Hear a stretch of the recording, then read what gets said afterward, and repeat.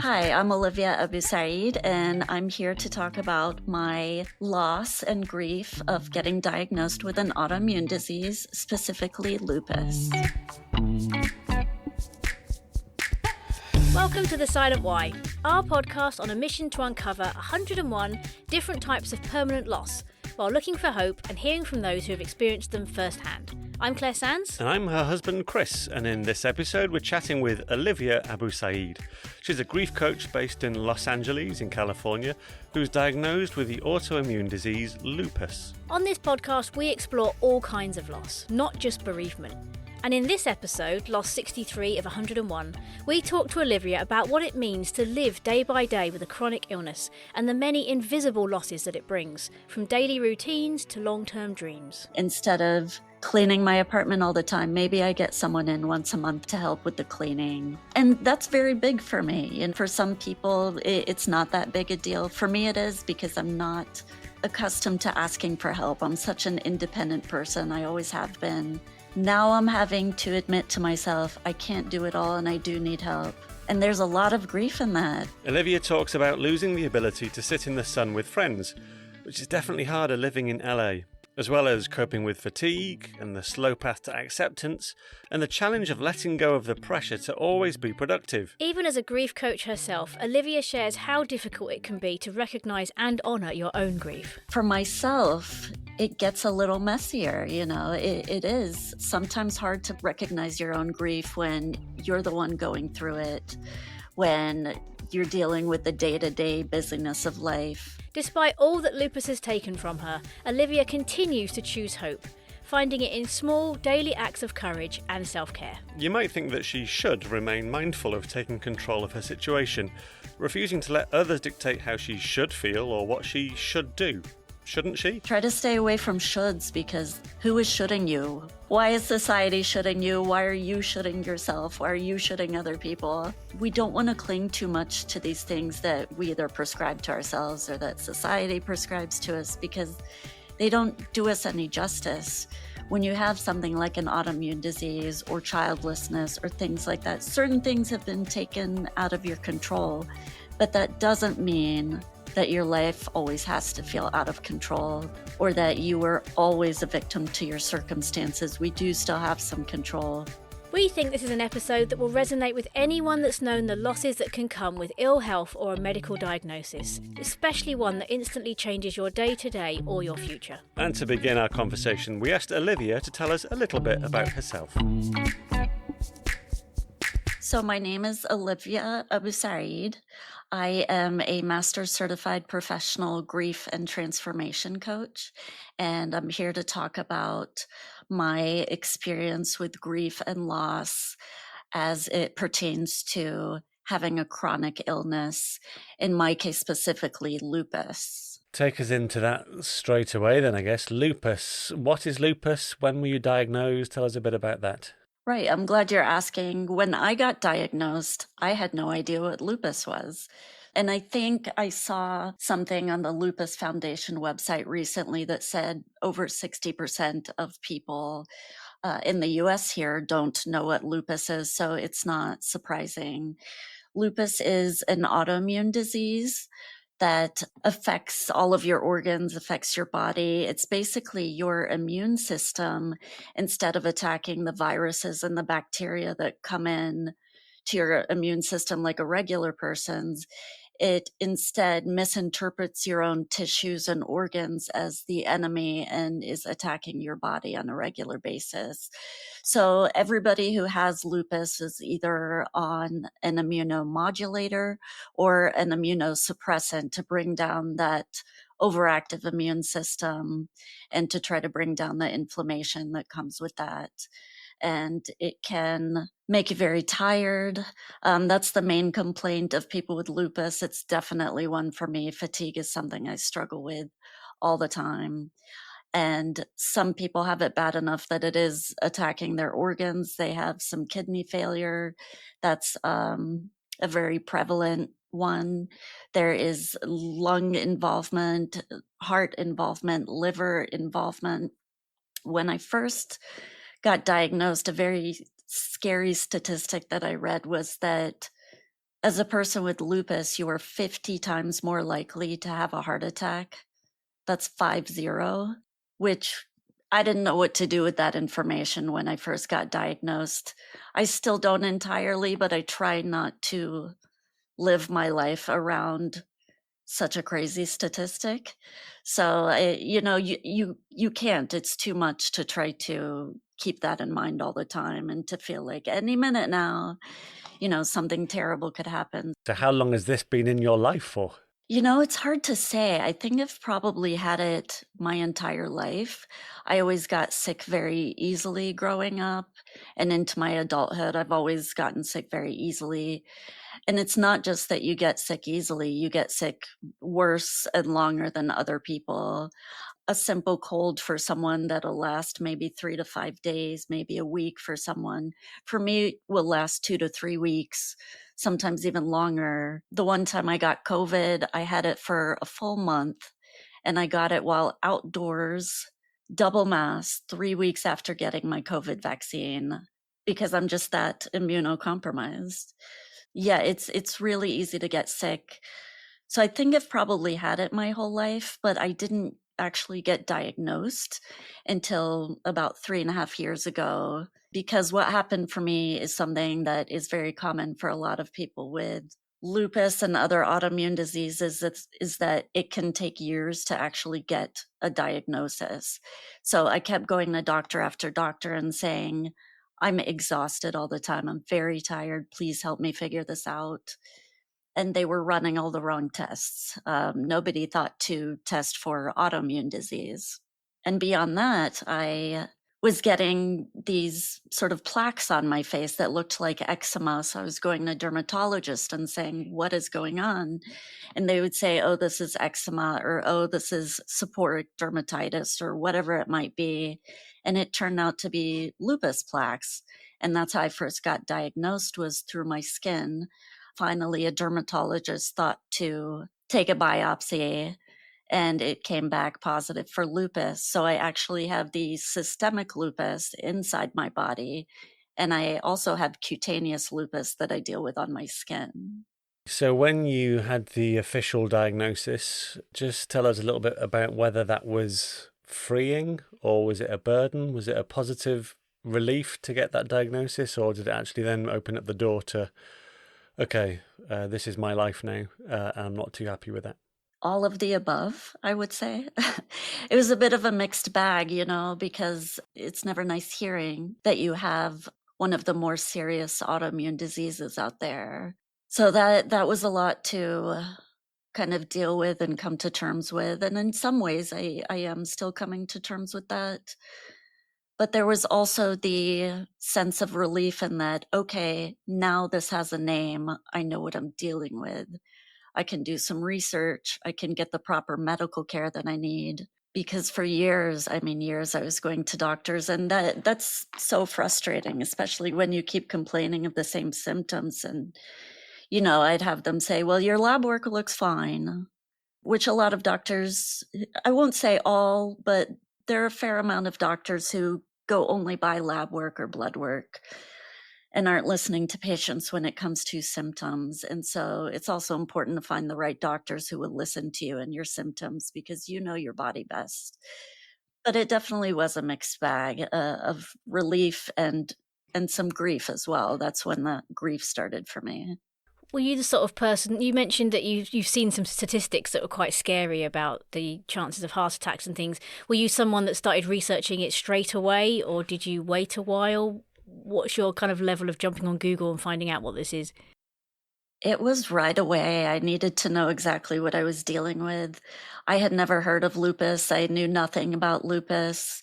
I started to learn about what it was, different celebrities that had it. Selena Gomez is probably the most well-known celebrity who has it. She actually had to get a new kidney. So that, that's something that people who have it a little worse than me that may have to deal with at some point, is organ transplant. So I'm the type of person that likes to research and know what I'm dealing with. So I really looked into it and what should I be eating and not eating? What should I be doing and not doing? What more do I need to know? How can I talk about this with family members so that I can try to build some support around me? So it was all of it. Once you got the diagnosis, were they able to sort of help you and make life, day-to-day life easier with medication now you knew what it was? Or was it just, it's still just, you knew what it was, but it was still just as hard? That's a good question. It did getting that diagnosis did make it easier in that I am on the medicine now that I need to be on, and my blood work has normalized since getting that diagnosis. So in that sense, we are taking care of my disease.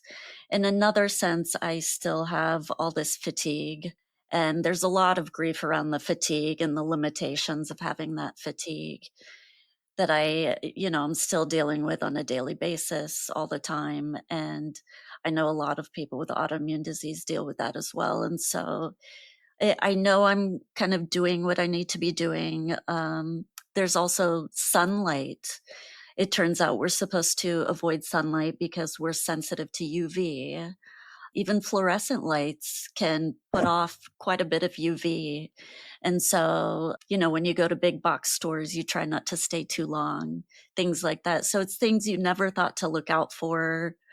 There's some grief around not being able to go out in the sun too much because in the summertime, I used to love to be in the sunshine and to get a good tan and all of that stuff, especially here in Los Angeles. There are a lot of great summertime activities, but we can't be in the sun too much. So there's been some grief around feeling, I call it, I feel a little bit like a vampire where it's, avoid the sun at all costs. Yeah. So it's, I can joke about it, laugh about it, but there is some grief with that too. And we'll certainly dig into that. I think I just want to pick up on what you were saying about research, because in my experience with Claire and all the hours and hours and hours of research that Claire's done into menopause, into the PMDD that she was diagnosed with, the learning about it and then tweaking something and then learning more and tweaking something, learning more. It's really helpful to do, but it's not fun, is it? It's not. You can't find a fix in the research, and you're constantly finding answers to things you don't really want to have to do, but you realise, I'll have to try it, and then trying it takes weeks. So it's quite exhausting to do that level of research, to learn about how you can cope with something better, how you can come to terms with something. And even then, when you're sharing experiences, yes, it's great to have communities where you can share, but we're all so different. So what works for you might not work for the 10 other people chatting on Facebook, whatever it might be. Stuff can be quite bespoke, and everyone has an opinion and a solution and a try this, it worked for me. There's so much to try, so much to read. How was that experience for you? It's so true. Everything you're saying is ringing true because, it has been a learning process. I started researching at first, but things change all the time with new research. And so you do kind of have to stay on top of it. I'll go to Lupus LA here is great about having different seminars and things like that with rheumatologists where they explain different medicines or explain how to do different things or how to live with your lupus in different ways. And so that's been great. Support groups are great, but it is exhausting trying to kind of keep up with everything. And it's things you don't even think about, like the sunshine thing. If I know that there isn't much of a choice about it, I have to be in the sunshine for a little bit today. It's slathering on sunscreen everywhere, or perhaps putting on your UPF 50 clothing, wearing a hat, trying to plan how you can minimize your exposure to sunshine and things like that. And it's things that other people don't have to worry about that you have to take the time to prepare for and to do and things like that. For people who have no idea about this kind of thing, they've led a relatively healthy life, they go about their day, occasionally have a medical thing pop up and then it goes away again. Give us a bit of an idea of how it affects you on a daily basis. What are the sort of things that it's sort of taken from you or restricted in you or maybe allowed you to do, but how does it affect you day to day? The fatigue mainly is what really affects everything. It informs everything in my life. There has not been a lot of solutions for me and for a lot of the people in the autoimmune community that are dealing with fatigue. We're told the things that are told to everyone by doctors, and that you need to eat healthy and try to get enough sleep and, limit social media and think positively and do yoga and get exercise and all the things. And so you try to do all these things, you try to do right by yourself, but the fatigue can be really debilitating sometimes, and that is something I deal with. And I think that's where I feel the most grief about having lupus, is that I used to be very A-type and ambitious and high achieving, and I get so much done every day. I prided myself on productivity and all that I could get done and all the things. And I've really had to slow down quite a bit these past few years, especially now with being middle aged and having perimenopause. And you get more tired as you get older anyway, but it's really multiplied when you have lupus and other health things going on.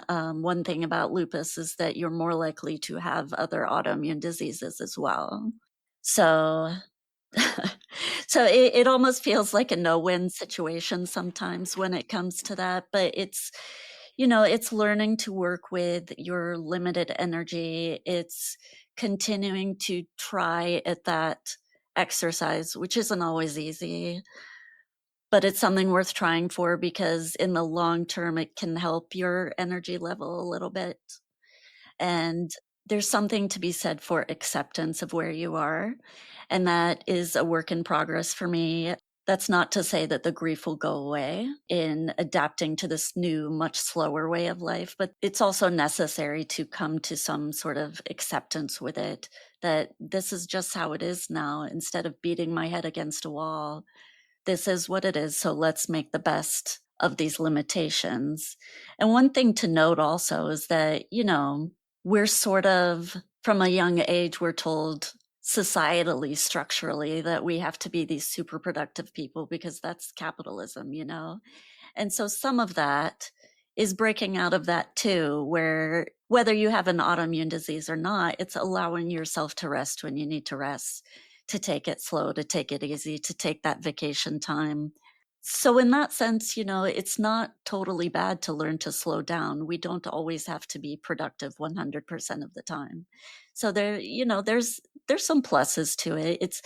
It's when you have an autoimmune disease, it's always about kind of trying to look at that silver lining.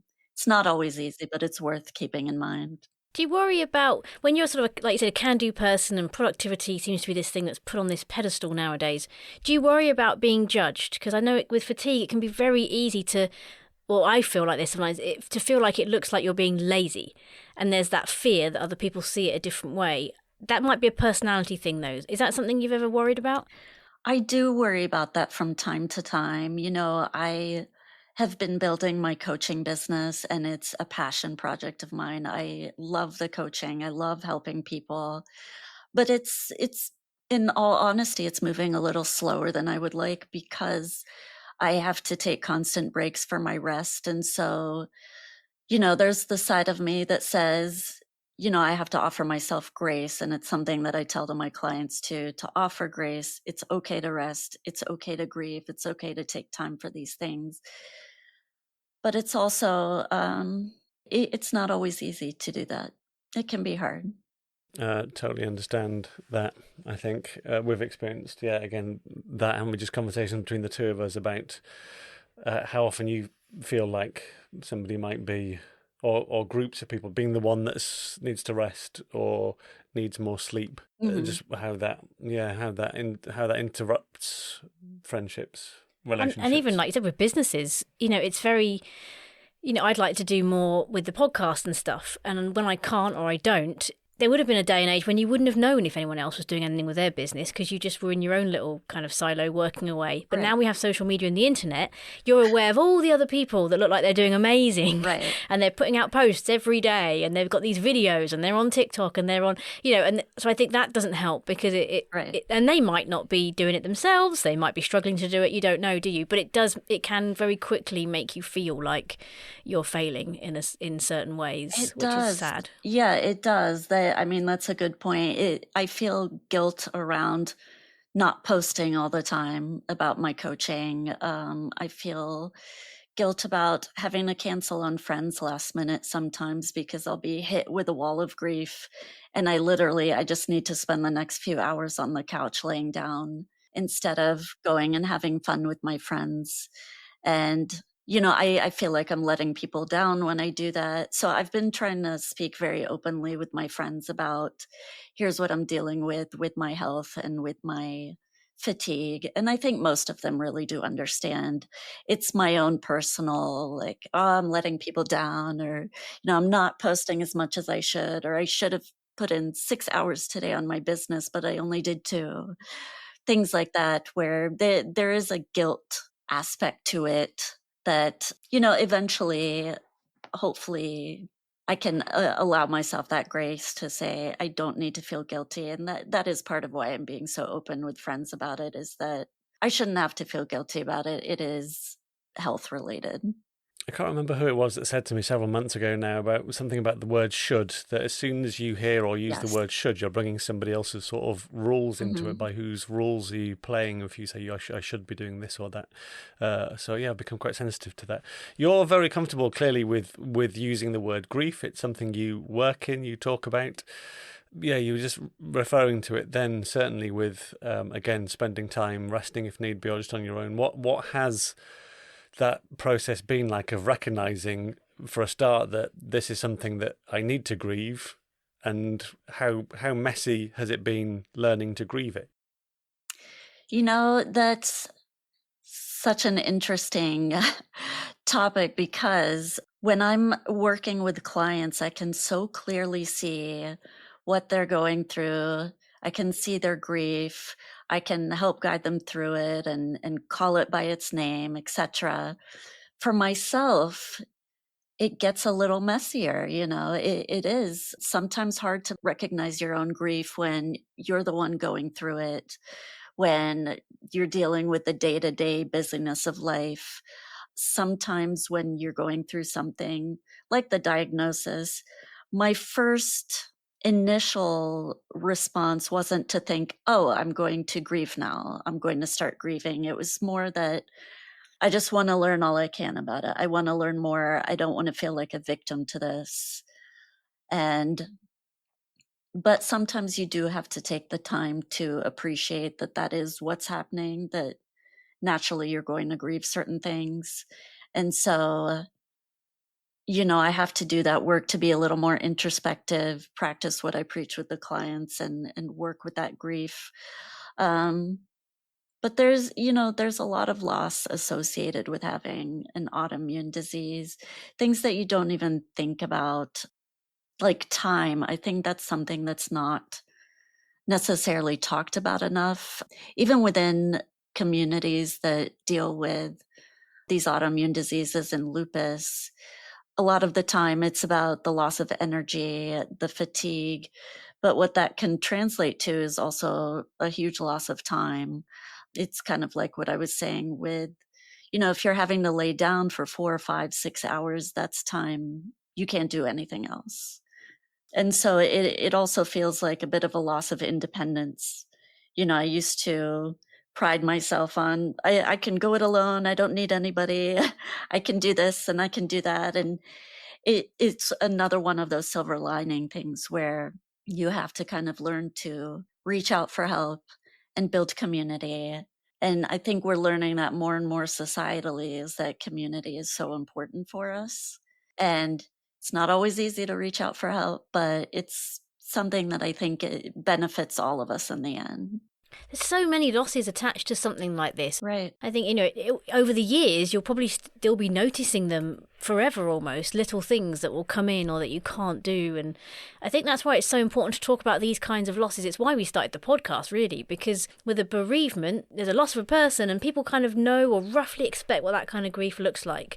But with this sort of thing, it was the same with our childlessness and the other things we've talked about. They're a little bit more vague, and you think you know what you've lost. Like with childlessness, it's quite obvious. There's a loss there. You haven't had children, but when it comes to like a disease or a condition or health, it's a bit more fuzzy because it doesn't look like a loss to a lot of people. It just looks like a diagnosis. So it can take a while for you to realise, oh, this is what I've lost. Not just health or energy, but I've also lost hanging out with my friends. I've also lost hanging out in the sun. All these other things that kind of come around it. So it's such an interesting thing to talk about. How do you think this kind of grief differs from a bereavement? For you going through it, do you know how it differs in that way to kind of go through it? Or would you say it's quite similar? I would say it's a little bit different, actually. It's similar in that whether someone has died or we've gotten a diagnosis for something, you're going to have initially an acute stage where you're kind of dealing with the loss and the ramifications of everything all at once. And then you kind of settle into this grief stage where it just becomes sort of part of your life and part of your day to day. And so, in that sense, there's a similarity. But you brought up a good point in that because it's a bit more vague than someone losing a family member or something, there's this disenfranchised grief where society may not always recognize that it is grief, or recognize to sort of be there for you. Which is another reason I try to be so open about it with my family and with my friends, to let them know that this is challenging. It's not easy having this. It's not easy dealing with this. It's almost like losing a pet in a way as well, because society kind of understands that loss for about a week or so. They'll let you sort of grieve that for about a week. Okay, that's a bad thing that happened. But at the end of the day, it's just this, or it's just that, where people kind of justify not adding that value to it that there would be if you lost someone. But it is a grief, and it's a very deep grief, and it's something that we need to take time with, and it's ongoing. Grief doesn't go away. You just kind of learn to live with it in different ways. And something I do in my coaching with my clients is to try to find some hope through the grief, recognize the grief, and transform it into community, into action, and things like that. So that is something I'm working on myself, but it's not to undermine the importance of the grief and the loss and going through all of that.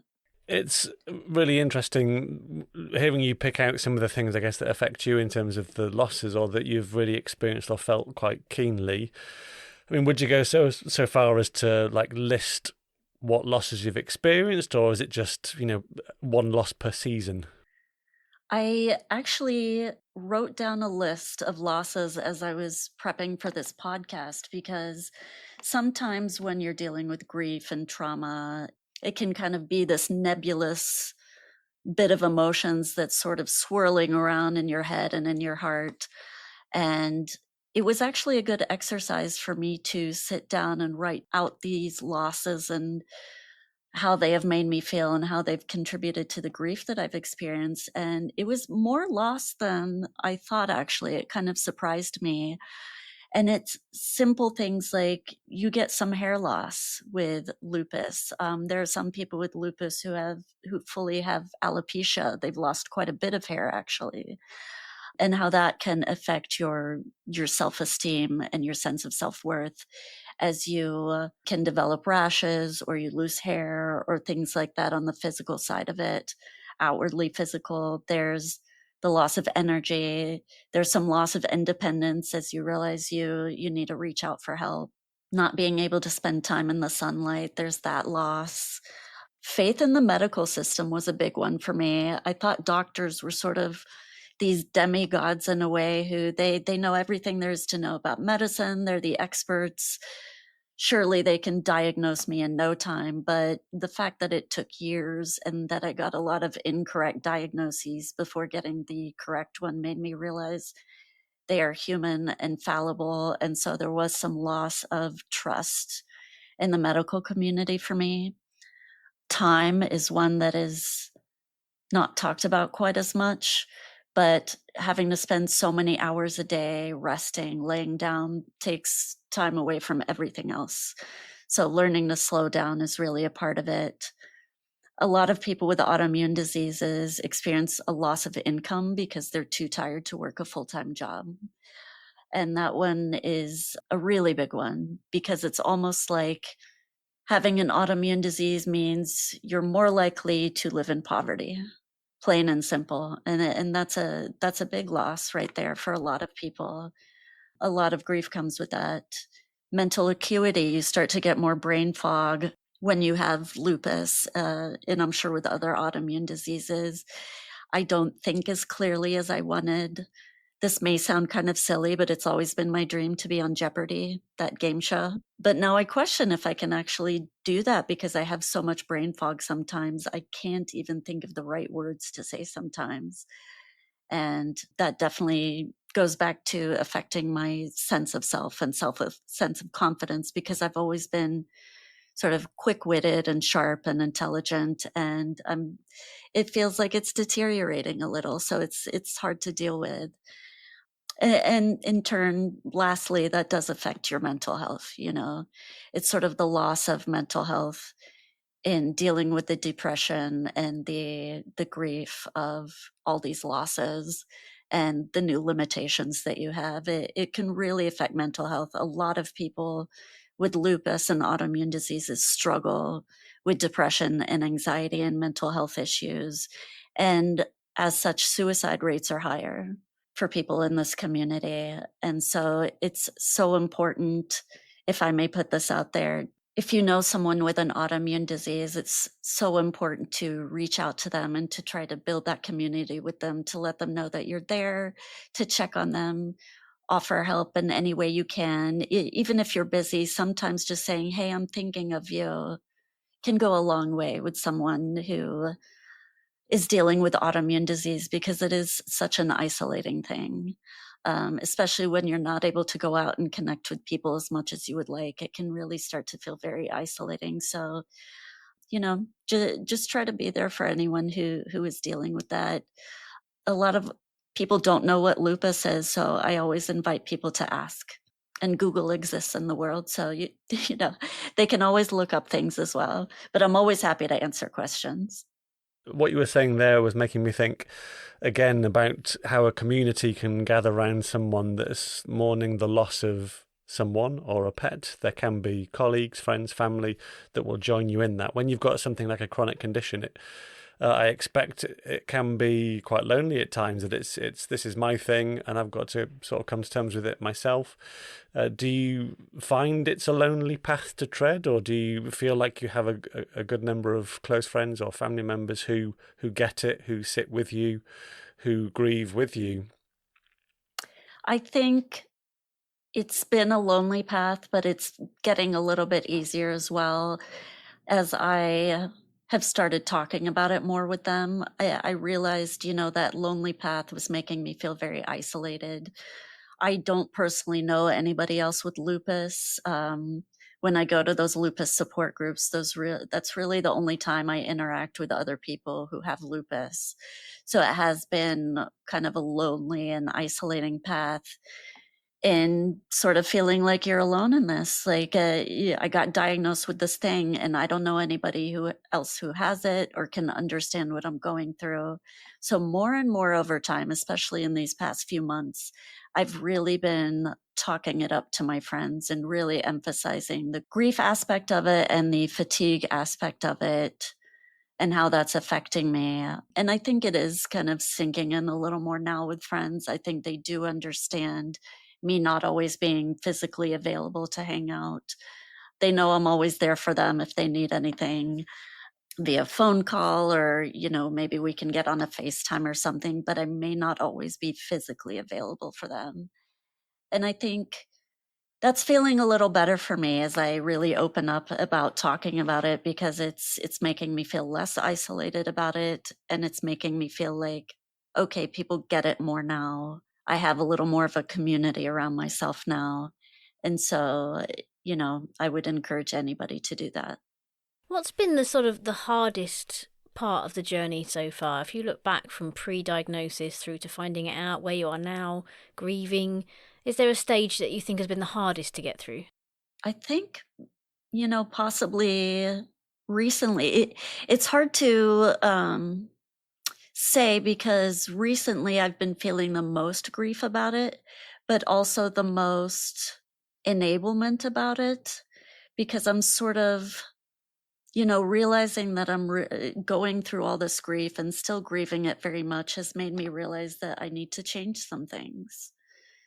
And so that's why I'm talking about it more with people. And that's why I'm really starting to define where my grief lies, the losses that I've felt, all of the losses, call them out by name and understand why the grief is what it is, because I've lost so many things because of Mm. this.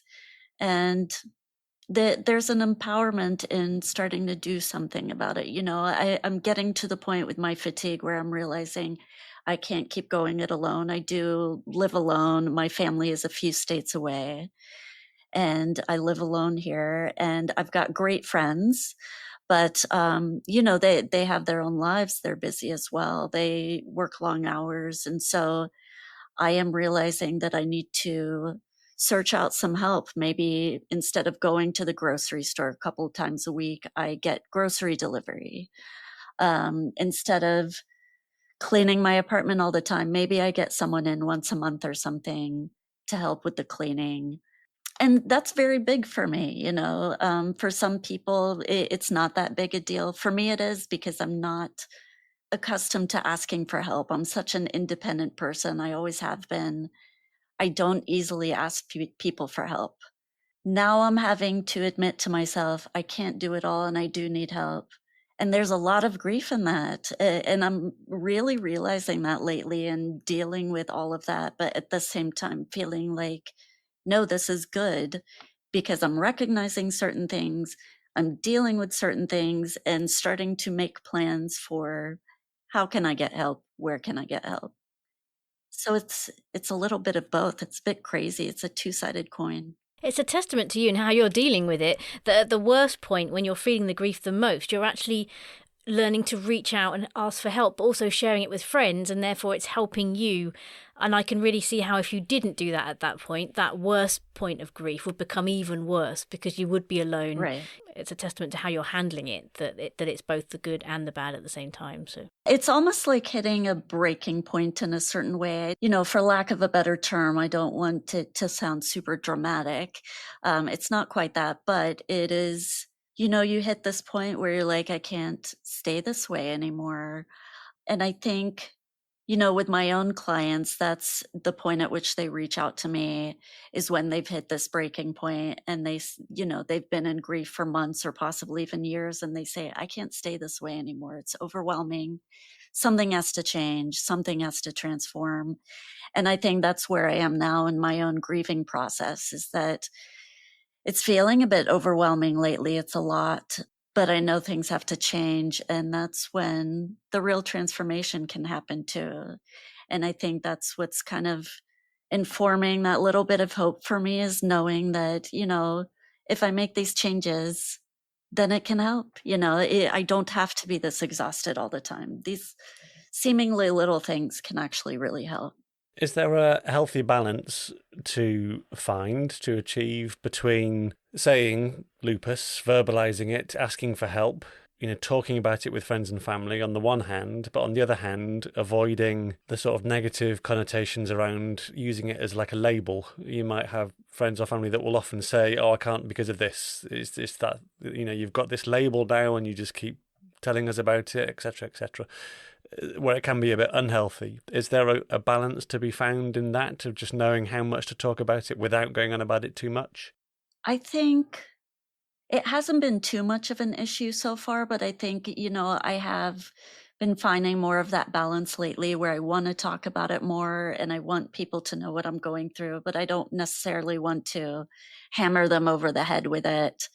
I don't want it to become my total identity. Like, I'm lupus girl, I I don't want that to be all that I am to people. I just want people to kind of recognize that this is my struggle. This is what's going on with me, but I don't want it to be my total identity with people. Yeah, I understand that. One of the things we ask all our guests is how they've felt about the question why. Have you struggled with that at all? Has that been something you've asked yourself? Why me? Why am I going through this? And if you have you answered it, or where do you sit with that question? Oddly, I've never really asked myself that question. I know a lot of people do when they get a diagnosis.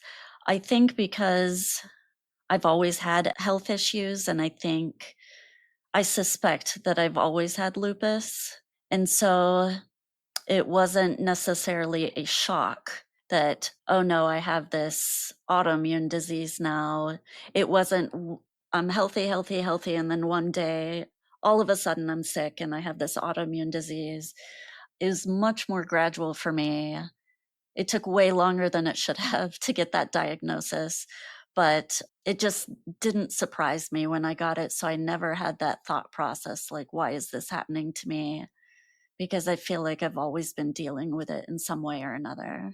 I've got one more question before we start talking about the journey with hope, and that's to come back to something you said about 10, 15 minutes ago about coming to terms with it. There was almost a sense that there's an inner wrestle that you're not to where you want to be yet in terms of acknowledging it and accepting it. So what is stopping you, do you think, getting to that point that you want to be? I think part of it is that hyper independence that I have, and knowing now that it's time to ask for help. I was honestly looking at the future with a lot of anxiety, like what happens if I get to the point where I'm too tired to take care of myself? What then? And I didn't really have a good answer for myself. So it was causing more and more and more anxiety for me. I don't know what to do about the future, and kind of recently realizing that maybe I should look for help now before I get to a point where I may or may not be debilitated, or may not be able to take care of myself. And that was kind of a refreshing thought for me that hadn't occurred to me, that I can help myself now. I can do something about it now before getting to that point, and kind of always focusing on that worst case scenario for the future. I want to be hopeful about the future. This isn't an easy disease to live with, but I do want to have some hope, because if you get mired in statistics like you're more likely to get cancer, you're more likely to get other autoimmune diseases, heart disease, kidney disease, failure, et cetera, then you're constantly going to be in this state of both grief and anxiety about what's going to happen to me in the future. All I can do is take it a day at a time and try to help myself now and to ask for that help now. You've just made me realise something. We often ask people if their grief has changed their view of the future. And for a lot of people, especially when we're speaking to them, they've come to this point of it's helped them in a good way. So they've gone through this grief and now they're grateful for life, or they feel more alive, or they take it each day as it comes. They've got all these good things that have helped them in the future. Or they've got over the worst. They think, it can't get any worse than that. Therefore, I've got this freedom in how I live. But when it's something like a diagnosis like this, it takes away the future. It takes away the possible good future you might have been imagining and replaces it with something like, oh my word, I'm 50 times more likely to have a heart attack, or, I might get worse from here and need help, and I've got to ask someone to look after me. And it changes it in a very sort of negative way. And I hadn't really put the two side by side before and thought about that. And I know for people in the childless world, there's a lot of fear with the future as well, because you have this assumption that if you're married or you have children, they'll help look after you when you're older. If you don't have any of those, there's that fear of what happens when I get old, who's going to look after me. So yeah, it's not good. And I hadn't really thought about that until you just said it. Have you had to, you said you talk about hope. Have you had to really actively put hope in the future to make it seem better, to stop it seeming so dark? Yeah, I think it is definitely something I've had to consciously be aware of and consciously try to kind of insert that into my life, that bit of hope, and to not be such a defeatist about it, because it can be really easy to get that way when you have an autoimmune disease, especially when it feels like the life is sucking out of you sometimes with this fatigue. Not to, again, get into hyperbole, but it does feel that way sometimes. Like, what kind of life is this if I'm this exhausted all the time and I can barely function and do anything? So it can be really hard to stay positive, really hard to insert hope sometimes. But also, we don't know. There is an unknown. We don't know that the worst case scenario is going to happen. We just don't know that. And oddly, there's some comfort in that. Because if we knew the worst case scenario for sure was going to happen, then I think it would be very normal to be very down all the time and say, well, that's it. I may as well throw my hands up and give up and everything. But the fact of the matter is, I don't know that this will get worse for me. We do naturally get a little more tired as we get older, but I don't know that I'm ever going to have organ failure. We're controlling my lupus with medicine, and that may just be the story for me. It stays under control. I don't have any organ involvement. And so I try to take hope where I can, and I think that's what a lot of people with autoimmune diseases do, is you just try to find hope where you can, try to accept what is right now, and you still have to live your life. You still have to try to find a life and find joy in that life. And you brought up a good point, Chris, a little earlier about shoulds. This is something we learn in like cognitive behavioralism, sometimes what's referred to these days as the cognitive dissonances, is try to stay away from shoulds, because who is shoulding you? Why is society shoulding you? Why are you shoulding yourself? Why are you shoulding other people? We don't want to cling too much to these things that we either prescribe to ourselves or that society prescribes to us, because they don't do us any justice. When you have something like an autoimmune disease or childlessness or things like that, certain things have been taken out of your control, but that doesn't mean that your life always has to feel out of control or that you were always a victim to your circumstances. We do still have some control. We do still have some agency. And that's something I talk about with my clients as well, is that we have some empowerment. So let's kind of focus in on that. It's okay to grieve and mourn the loss and things like that. That's always going to be there, but it's also okay to have some hope and to look for better things. Yeah, because if you just project doom into the future, it just ruins the now, doesn't it? You end up living in a much worse place about something that, like you said, might never happen. Has it always been there? What's your relationship been like with hope? Has there ever been a point when you'd say you lost all hope? Hope has been a little elusive at times, to be honest. With major fatigue, it's really hard to keep a positive attitude sometimes. It's really hard, especially when everything has to get put on hold. The dishes have to sit in the sink. The laundry's going to sit there undone. You're not working on your business as much. You're not hanging out with friends as much. And community's so important. So, that one really hurts sometimes. And so it's been elusive for me at times. It's been hard to find that hope. But I'm making more of a conscious effort these days to insert it and to include it in my thinking, and to not be so down about it all the time. And that's part of working through this grief for me. There's a question I want to ask you. It's not an easy question. I wouldn't ask it to everybody, actually. But would you say any good has come from it? Has there been good coming out of your diagnosis and everything you've gone through? That's a great question. I would say there is some good. The pace that I was going at was not healthy. Oftentimes at past jobs, I would, in order to prove myself, there's a bit of people pleasing in there as well. In order to prove myself at past jobs, I would work like crazy and do this and do that and multitask and all of these things just to prove myself and show them what a good employee I am. And that burned me out really quickly at job after job. And so now I have to make that time. I have to slow down. I have to make that time. I have to pace myself. So now I'm actually working at a rate that's more normal. I hate to use the word normal, but for lack of a better term, it's I'm pacing myself better. I'm not killing myself to prove myself to other people. I am prioritizing my health and what I need to get by versus what's so important for other people. So I think that's been a real positive for me. It's kind of really brought down that people pleasing and having to prioritize my health. And I think as I've gotten more open and talking with my friends and family about it and realizing more recently that I do need help with things, it's making me reach out to other people and build community in a way that I have not before.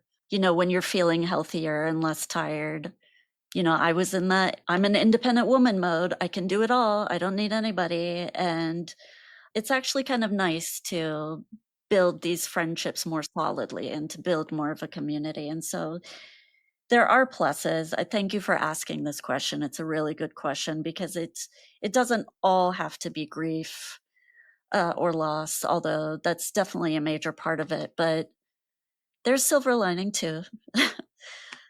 I'm going to ask a follow-up to that because that was such a lovely question and lovely answer.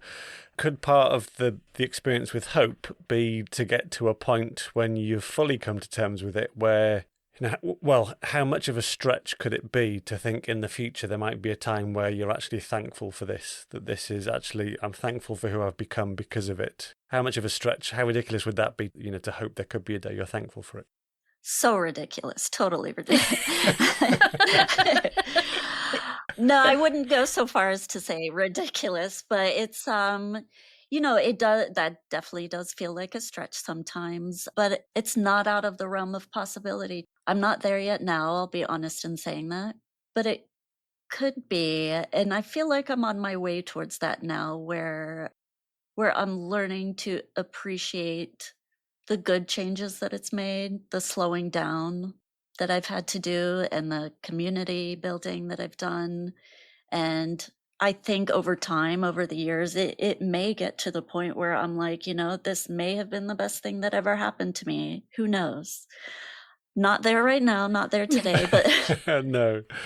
Okay. but maybe I feel like I am on the way to that. And with every autoimmune disease, acceptance really does have to be part of it at some point. Not just autoimmune disease, but any grieving. You will keep grieving. There will always be grief, but there's an acceptance that comes at a certain point where you're like, this is just how it is. Let's move on instead of always letting it mire me down. Well, it's been wonderful to chat, Olivia. Thank you so much for your time. There's lots I'm going to take away from this chat, but one of the things I've still got your voice in my head going, who's shutting you? Or are you shutting yourself? So that will definitely be one of the things I take away. But thank you for sharing what you have. We like to end our episodes like this by asking our guests about their Herman, so something that you feel like you've nurtured, you've grown in a healthy way that is worth passing on and sharing with somebody else. And we simplify that with the question, what's your Herman? So I love this question. I think for me, my Herman is my empathy, my sense of empathy. I've always been a naturally empathetic person, but it is something that you can still grow and nurture when you're dealing with any type of grief or trauma or loss. It tends to make you very inward facing and very sort of introspective, and it's hard to get out of your head and look and see what's going on in the world. And I have found something that helps me with my grief and in helping other people with grief is that empathy, that sense of empathy, because I don't want to say this the wrong way. I don't want it to come off wrong, but being depressed or, in that isolated place can make you a bit selfish in that it's hard to look outside of yourself and to really be there for other people. And when you practice that empathy, you can then kind of look outwardly and start to ask people, well, how are you doing? Something as simple as that is a practice in empathy. And to me, that both helps that person in letting them know that you care, and it helps you in getting outside of yourself, which is something that's so important to keep practicing and doing as you're dealing with grief. And knowing that you're not alone. This is a reminder, you're not alone. Reach out, ask someone how their day is going. And that can help you get out of yourself and get out of your head. It's almost its own grounding exercise in a way. So for me, my Herman is definitely that sense of empathy that I like to pass on to other people, that I hope other people are passing back to me, as well as on to other people, because we're living in such a crazy world these days. I won't get into the politics of it, but it's a crazy world. So I think we need empathy more than ever.